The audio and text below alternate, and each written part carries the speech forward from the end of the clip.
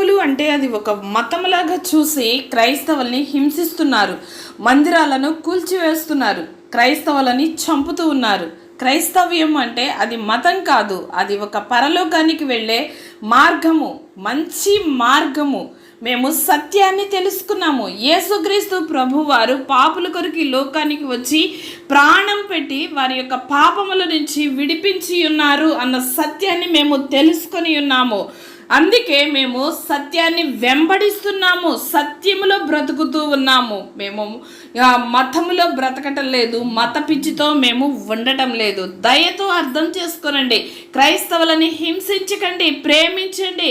వారు నిన్ను వలె నీ పొరుగు వారిని ప్రేమించుమన్న దేవుని మాటను బట్టి ఎవరు ఎంత హింసించినా వారు ప్రేమిస్తూనే ఉంటున్నారు, వారు ఇతరులను గౌరవిస్తూనే ఉంటున్నారు. వారిని కూడా మీరు గౌరవించండి. దేవుడు మిమ్మల్ని